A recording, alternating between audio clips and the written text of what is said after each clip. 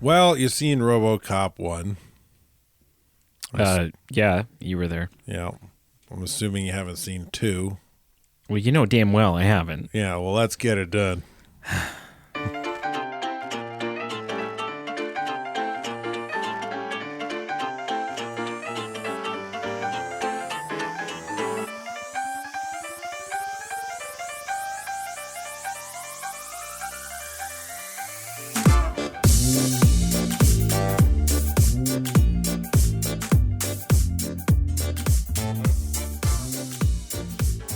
I hate your laneway right now. You know what? It's midnight now, and it's going to be later soon. You know what? That's your problem. Yeah. Doesn't Yeah. mean I can't hate it. I said to you, look, lane's bad. You might not make it. I didn't like flat out say, hey, maybe we should postpone. Maybe you shouldn't come. But I mean, that seemed heavily implied. And you were like, nah. Almost made it. You sent like almost made it. sassy gifs and like all this stuff. You're a GIF guy, not a GIF guy. Listen, it was my understanding a few years ago that it was GIF. Because at first when I started, everyone said GIF, and then some people started saying GIF, and the word on the street was that it's actually GIF. It's officially GIF. And then like 2 years ago or something like that, a year ago, I saw something from the guy who created The first one. it. Yeah. And he says, both are acceptable, but it's GIF. And I was like, okay, well, I guess. Whatever makes the individual happy. But like to this day, like even just right now, as I went to go say it, I was like, in my head, I'm like, what am I going to say? What am I going to say? Which one is it? Yeah. So anyways, your car's stuck. Yeah. But yeah, you were sending me all these sassy, like, I almost made it. yeah. The spot I didn't think would give me trouble gave me trouble. Yeah. Because you got cocky. Like at the end, right? Because Yeah. you're like, Yeah. it's I'm at the end. I needed to give it a little bit more mustard run up to get up that little hill, and And you that didn't. little hill didn't let me up. So how stuck are you? It'll probably take me a little digging, but not too bad, I don't think. We'll find out. I'll hold the flashlight Yeah, okay. until it gets too cold. Well, you'll have more clothes than I will probably because I just have a vest. Yeah. But I mean, I'll be digging, so I'll be warm. Yeah. I mean, so, it's good to be descriptive sometimes because it is an audio only format. Carl is currently sitting here only wearing a vest.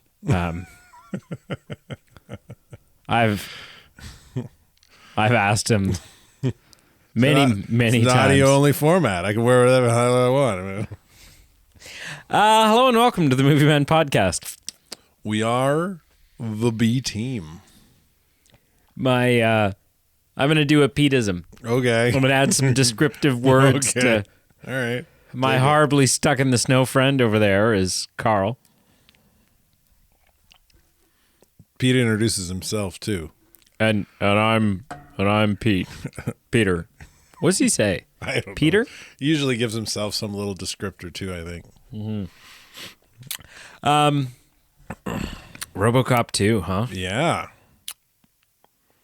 Continuing the adventures of man meeting machine, weird satire, See, the podcast, and body horror. I was thinking about this the other day. This show, for, almost its entire existence, was a show where, like back when it was just Pete and I, we did sort of a random smattering of episodes, mostly votes, but then we would have we'd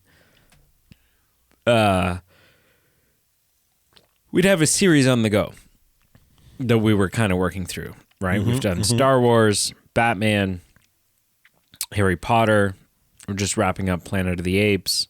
We kind of stumbled into Scream unintentionally.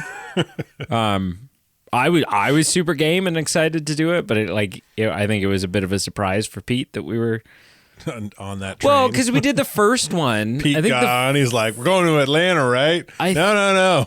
I think the first one won a vote, and then maybe the second one won another vote or something. And then I was like, wow, we're 2 films in. Like, let's just keep going. And yeah, and there was a new one coming out in the theaters, and it was gonna kind of line up nice. Time wise that we could make it work. We did Mission Impossible, I guess. So we've done a bunch of them. We do know what. So last night, Pete and I recorded Kingdom of the Planet of the Apes. Oh. We're officially done our Planet of the Apes series. Yeah, nice. And we know what's next. We do know what's next. Ooh. And I can't. No teasers here, folks. I shouldn't. No teasers here. I shouldn't reveal. No teasers. What I will say is that it is another instance where we are lining it up with a new release. He did give a teaser. You made me a liar. What? How? I said no teasers. That's not really a teaser. It's a teaser. It just puts it in a category. This is still a teaser. So, anyways, it's just funny to me now that we with the number of series that you and I have worked through, that it's just become we're the series men. Like it's no longer podcast. Yeah, it's no longer just random films. It's okay now for the next 9 weeks. We're working on these shows and movies. Yeah. Sorry, folks. So, but RoboCop. Yeah, initial impressions. Let's do it. Okay, go ahead. So RoboCop 2, I think I've only ever watched this once prior to this. There are some aspects of this film I think are more intriguing, things it does that make it more intriguing than the first one. And then there are some things that make it less interesting than the first one. Sure. And that's all I'll say. Okay. That's my initial impression. I mean, my initial impression is going to be pretty boring because I'm not completely echoing you, but I'm pretty similar. I think there are a few things that this film does really well, does better than the first film. I think there's a bunch of things that aren't as good. And so, which says a lot because I didn't give the first one a ton of high praise. And so to say that there's a bunch of things in this that aren't as good. First one again. I was trying to remember. Let's go back real quick and have a look. See. Oh, right. We have a list. I give it a 6.5. There you go. Yeah. And I don't spoiler alert. Yeah, so not I don't think this score, one's going to score as high. Score. So, but we'll see. I mean, maybe the process of talking it out, I'll be like, oh my God, give it the Oscar. Give it a few more notches. Yeah. We'll see. We get the elephant out of the room? Sure. What's your elephant? Why would you... Why? When you have... Even if you're not... even if your first film isn't necessarily as iconic as Terminator at the time, right? Like you have to, obviously now it's a super well-known IP. But at the time, Robocop comes out, it does well enough, you decide to do a sequel, but you haven't entered the lexicon, you're not a home name at that point. Why change your theme song? Why go away from... It was a pretty big departure.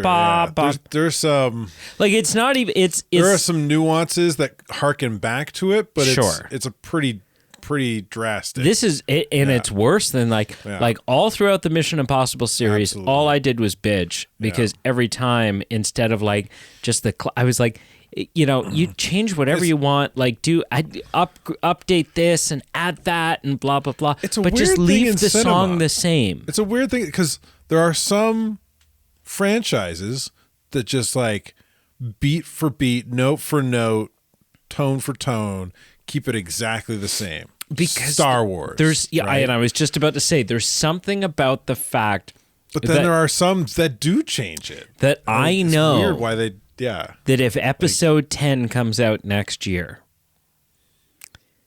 and right now there's 100 people screaming at their car stereo going, either, no, don't do it, blah, blah, or other people going, oh my God, that'd be amazing. Right? Like, whatever. But I know that if it comes out next year, I am going to see blue writing that says a long time ago in a galaxy far, far away, and then yellow scroll across the screen. And again, so I was like I said, I was watching a last week's episode. I was saying I was watching a Making of the Phantom Menace documentary, and they show like the opening night, the first theater watching it, like the film producers there to introduce the film at the beginning, blah blah blah, and you get this shot of like from the back of the theater, you can see the screen, you can see the crowd, and there's like and it was the same when Force Awakens happened, because I remember being in the theater for Force Awakens opening night, first showing on opening night, with the worst possible seats. We were in 3D IMAX, front row, off to the side. Like it was awful, awful.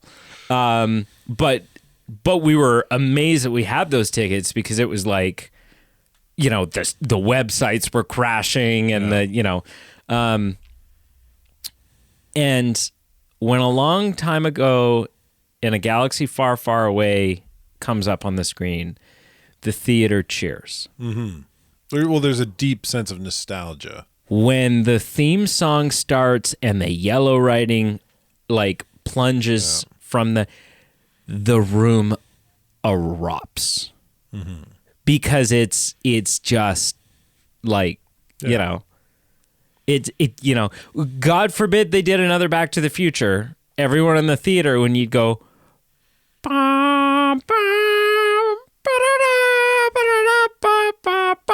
like the place would just be electric. And so I just don't know. I think if what you're going for is an iconic brand, is a cult classic, is something that's a part of the zeitgeist, changing your theme song weakens your brand. Yeah. Right? Obviously, every James Bond film has had a different Bond song, right? Like the opening title song is always different. Some work, some don't. But there's still always that like walking across the screen and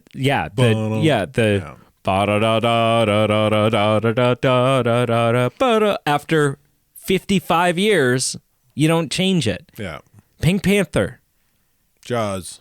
You're not going to change these things because it's a part of your brand. Mm-hmm. So Harry Potter did 8 films. It's a weird thing why some directors or producers or whoever is making that final call, they don't realize the nostalgia factor is important in that music. Yeah. It's odd because I agree with you. Like, I think it makes a difference. It was a bad decision in this.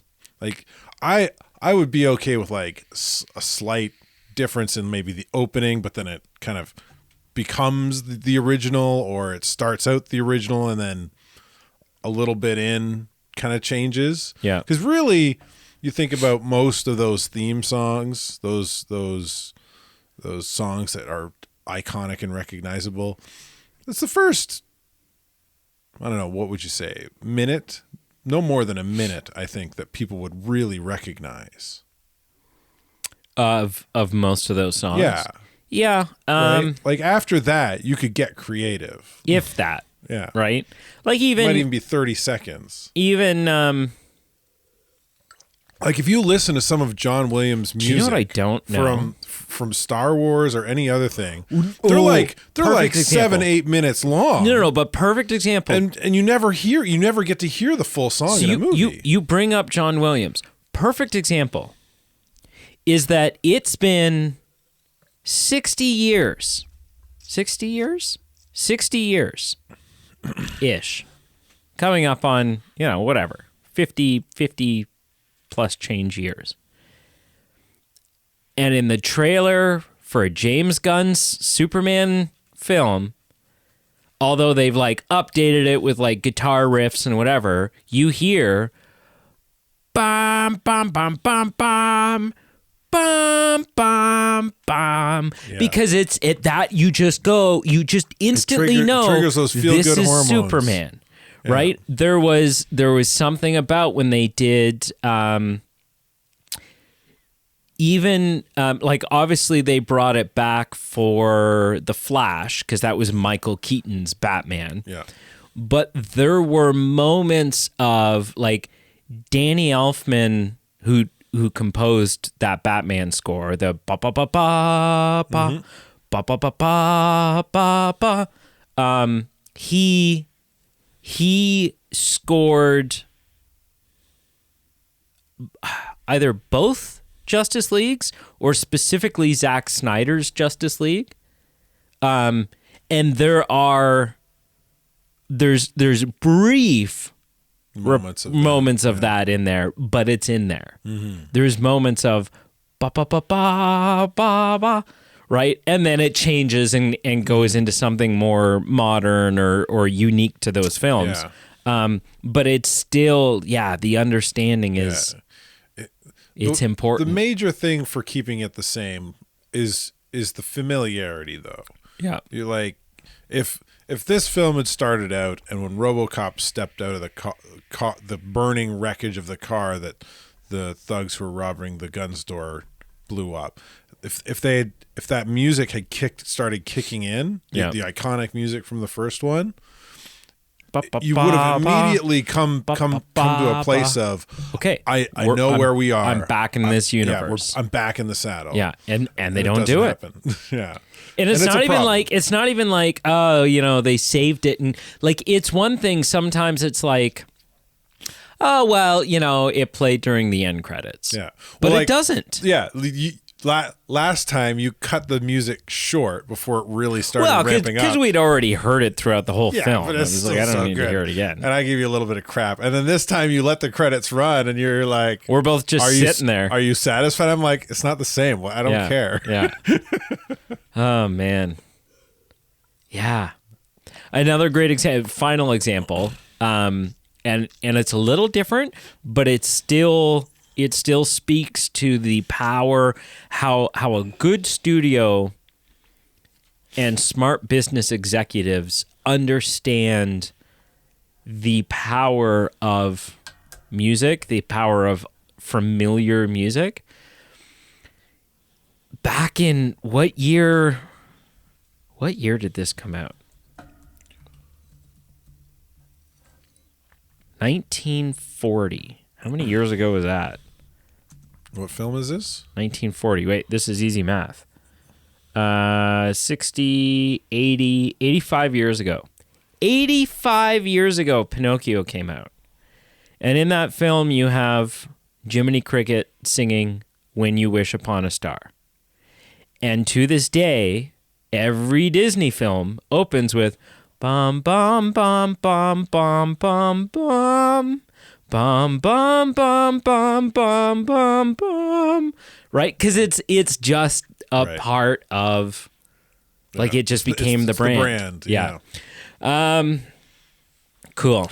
We're moving on. Yeah, we're moving on. Let me ask you this. What a blunder, you had some issues with the story of the first one. Mm-hmm. I'm trying to remember what they were. Well, do you remember what they were? Can we do a little quick rehash about what your issues were with the story of the first one? I mean, I think my main gripe, like, there was some things that I voiced that were like, I struggled with the conceit of Robocop. I was like, why keep any parts of Alex Murphy? Like, why keep, why have him be a cyborg as opposed to like a T-800? Right.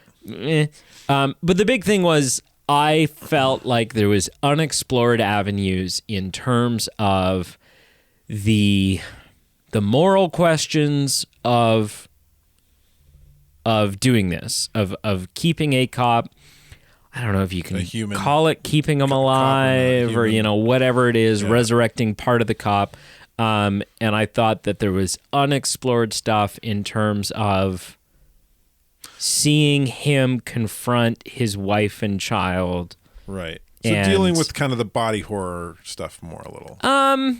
No, just the emotions of it, of like, is he still Alex? And what does this mean for him and his wife? Right. Is he still Alex, or is he just machine? Yeah. And I told you that this one dives into that a little bit more. How did that hit you this time around? Did it do it for you? A little bit more. Yeah. I mean, a little bit. They touch on the wife thing a little bit. They dive into the kind of the body horror aspect of it deeply. They do. Right? Like the whole aspect of why is he, like, because they try and reproduce the Robocop program and it's a complete failure and they can't figure out why. And there's a psychologist there that's like, Alex Murphy's just built different than every other subject we've picked. Yeah. Right? Every other. And like he's a devout Catholic, so he's not going to off himself because committing suicide in the Catholic faith is a huge no-no. Yeah. Right? Like all the other RoboCop 2s that they tried to build, as soon as they came online, they terminated themselves. Yeah. And because they can't process. And one of the fun things that the kind of, we'll call it the extended universe of RoboCop gets into is like the skin on his face. It's literally just his skin over metal. It's not his actual head. Right. And they, in the extended stuff, like I think it was a comic or something, they get into the reason the skin's there is so that when he looks in the mirror, he sees something familiar. But again, why does that matter? Well, because he's not only part robot. But why? Because humans can process things faster than a computer. But it's just make judgment calls. But it's just face over metal. Like, how much of Alex is actually there? For the same, it's the face is over the metal for the reason why those other RoboCop 2s terminated themselves. They couldn't handle the thought of being amalgamation of man and machine. But why? They tore themselves apart. Why have an amalgamation of man and machine? Because machine doesn't process as well as man. Which they kind of. But that's not true. It is. Well, there are aspects of that being true. Right, but which like that. And that was part of the first one that was kind of, I feel like you kind of missed the point on. I understand. Because they had a fully robotic police officer. What did they call it again? The ED something. Yeah.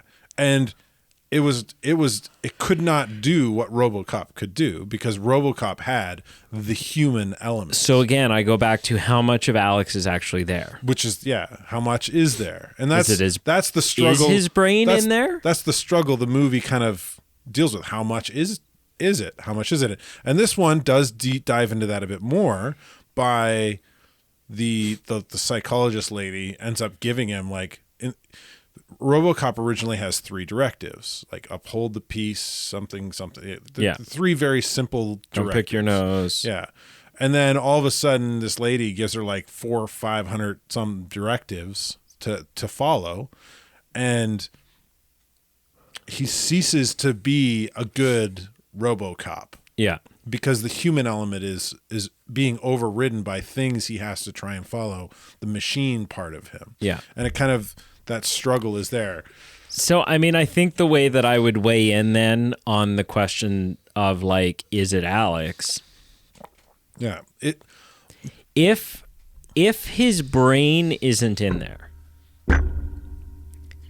then it doesn't matter, right? Then there's no point. Right. If his brain's not in there, then it is just a machine. Mm-hmm. And just creepy flesh attached to a robot, right? I don't know if it can actually be a cyborg without the human brain, right? Is the human brain not the most crucial part of a cyborg?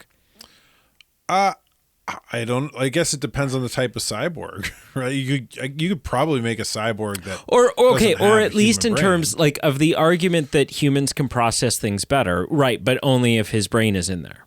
Yeah. So in which case, if his brain is in there, it's Alex. Right? He's to quote Obi-Wan Kenobi, he's more machine than man. Yeah. But it's still Alex. That's his brain. There's definitely aspects of Alex in there. Where his for sure. Because your brain is where your personality, your memories, your the essence of who you are is all housed in your brain. And this movie gets into that a lot more because now you have another Robocop 2 in Kane. Yeah. But there's a very different level of human consciousness in Kane Robocop 2 compared to original Robocop. Yeah. Right? Original Robocop, even with all those directives, there's a level of consciousness there that when he hears, the list of options that the lady at the police station gives his partner of how you could potentially reset him, when he hears you could give him 1,000 jolts and it might reset his system, he immediately goes and finds a transformer and electrocutes himself to try and reset everything. Yeah. Right? Where Kane just seems like the only thing remaining is the desire to have the drug. I mean, Kane's pretty drugged out in the first place. Right. No, but in terms I don't know of how the much Robocop, Kane is even there before he becomes a Robocop. But he's an intelligent. As a human, he's intelligent enough to run a drug empire. Right. Yeah. And lead people effectively. Yeah. And organize his men enough to take down Robocop and rip him apart. Yeah. Right. So he's not an idiot. Well, he's an idiot for using his own supply. Yeah. But Kane, the human, compared to Robocop Kane, vastly different, right? The consciousness is practically gone. Yeah. All that's left is the commands he's given and the desire to have drugs. The drugs. Yeah. Yeah. I mean, so there's that. There's that element that's explored. The other thing was the family stuff, which they got into a little bit right at the beginning. A tiny bit. I still think there's an interesting story to be told there. There's a really interesting story that's just been left on the floor. Yeah. And that's a shame. And I doubt they get into it in the third one. That I can't tell you. And because you don't know that you've even seen it, right? I don't know if I have. I might have. I doubt it. Because I don't think Peter Weller's in the third one. No, he's not. So the different director, different actors.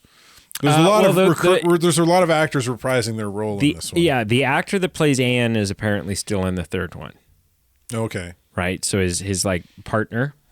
Yeah, I mean, it makes me curious about the remake and whether or not the remake dives into that a little bit more. The family aspect? Yeah. I think it does. Yeah. I think that's one spot it does kind of dive into more.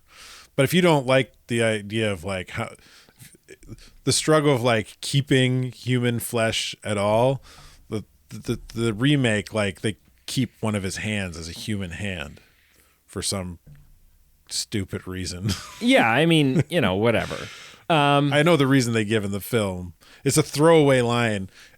Right, you were saying last week. It's not even in the or 2 weeks ago. It's not in the theatrical release. It's a throwaway line that they cut from the film completely. Oh, so it's in like the extended or whatever.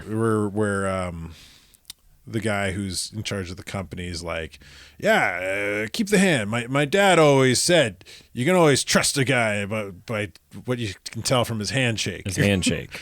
It's like, that's a stupid reason to keep an indestructible machine, give him a vulnerable part. Yeah.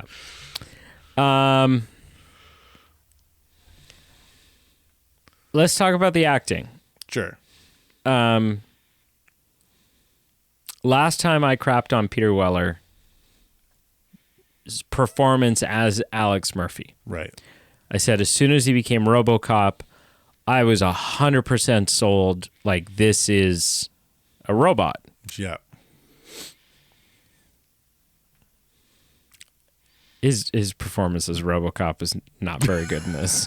Like, I don't know why. I don't know why it just like went out the window this time. I don't know. Like, it felt like last time it was a serious portrayal of a cyborg in an otherwise satire movie. This time it felt like a satire portrayal of a robot in a satire movie. His movements felt exaggerated and goofy.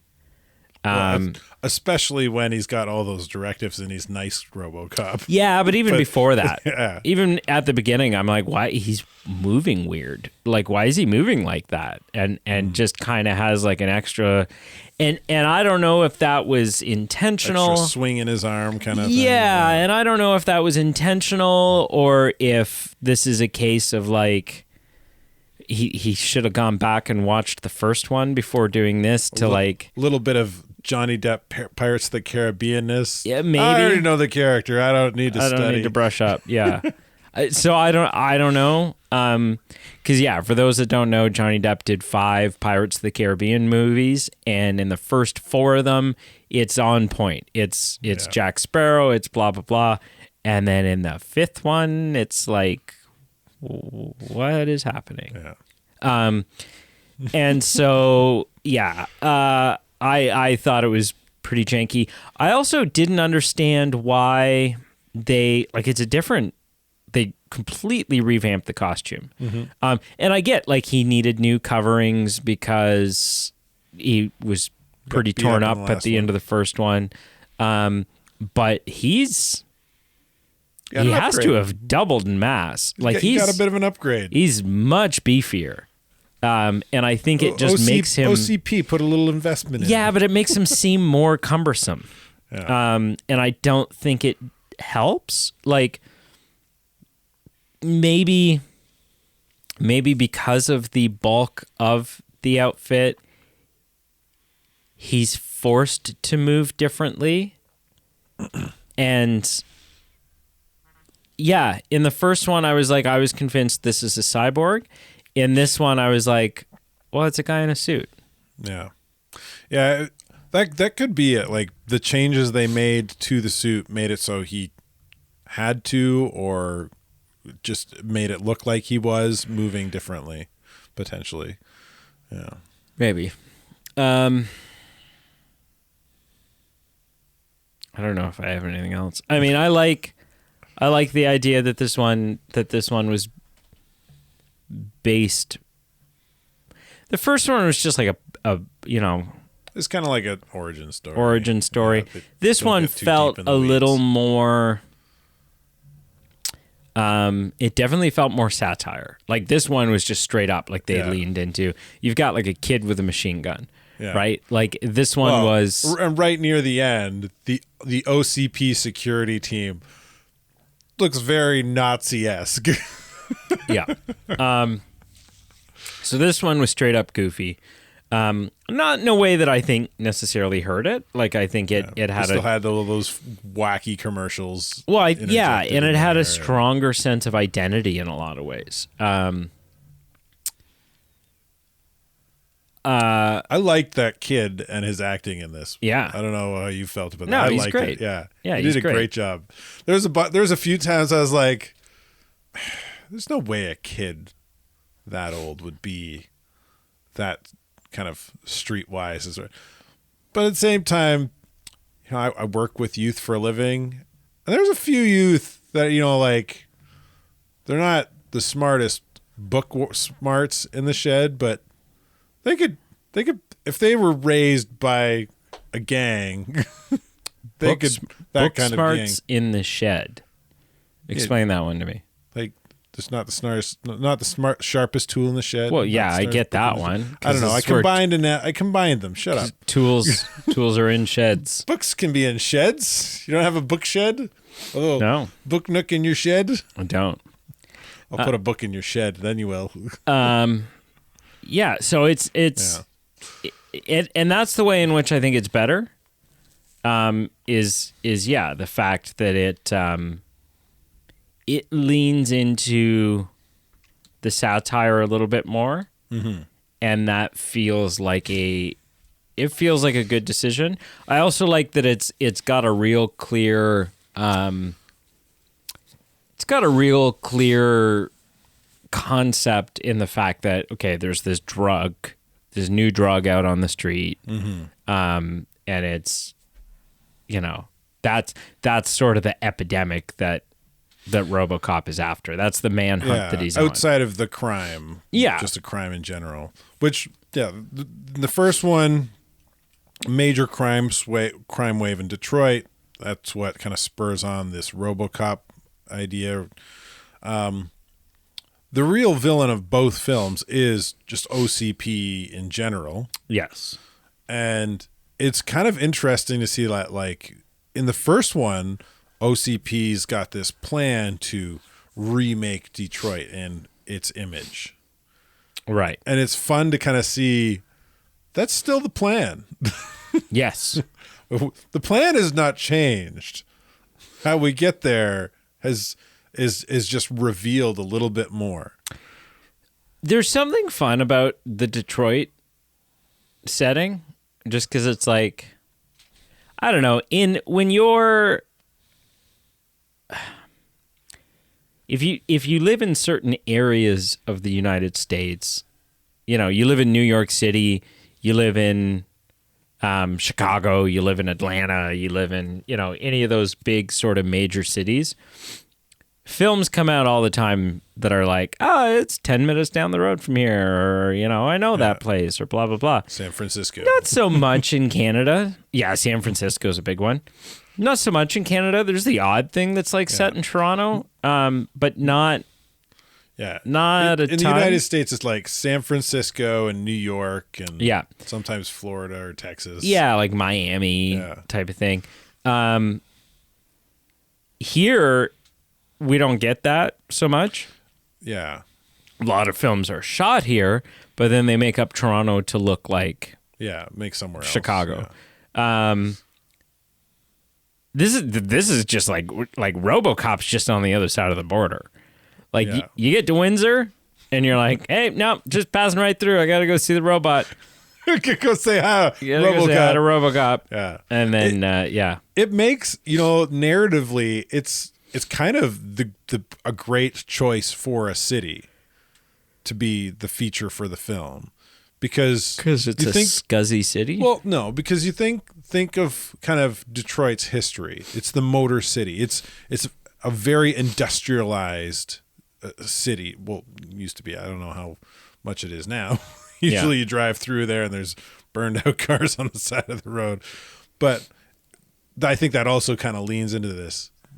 I don't know how bad it was back in the 1990, but I think everything was a little worse in the 90s. But anyway, the idea that kind of industrialization, the car making hub of America, it's kind of a great spot because they're kind of industrializing the police force through OCP, right? And, corporation. Yeah, I think it just kind of fits with the narrative of the film really nicely.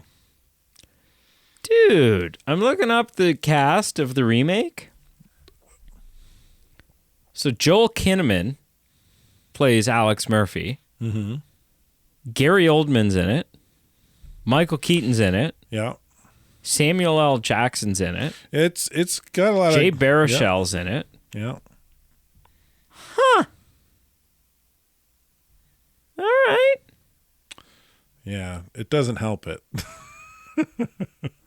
I don't know. I'm still curious. You might... I might like it better. I was considering ending our RoboCop journey here. Yeah.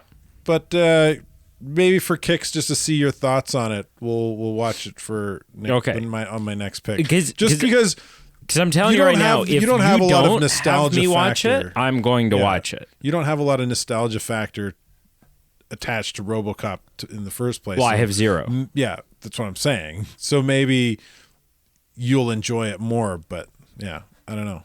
I mean, yeah.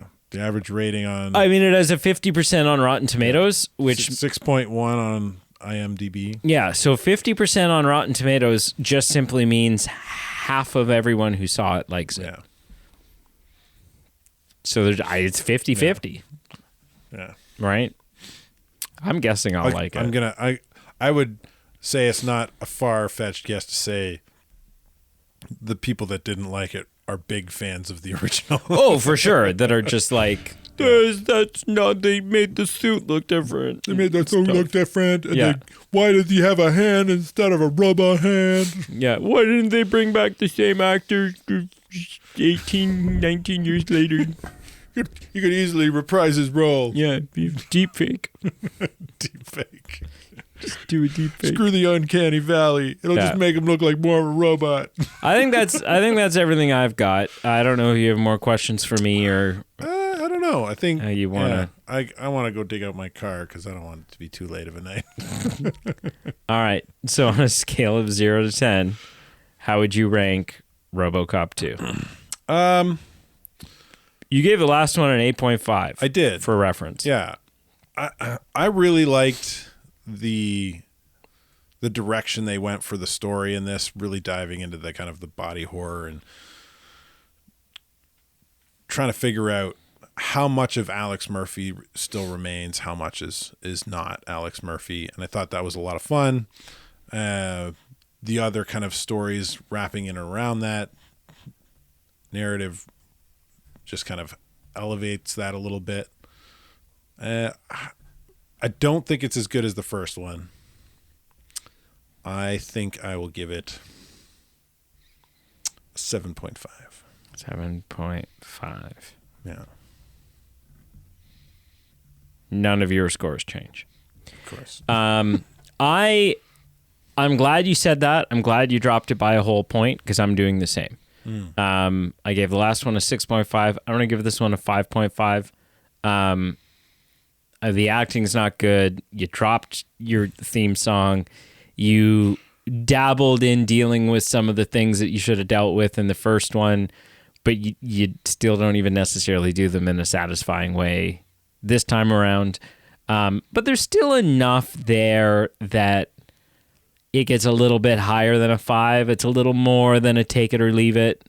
I'm like, yeah, it's mostly a take it or leave it, but I can recognize that there is something there. It's a compelling sequel. Yes. Yeah.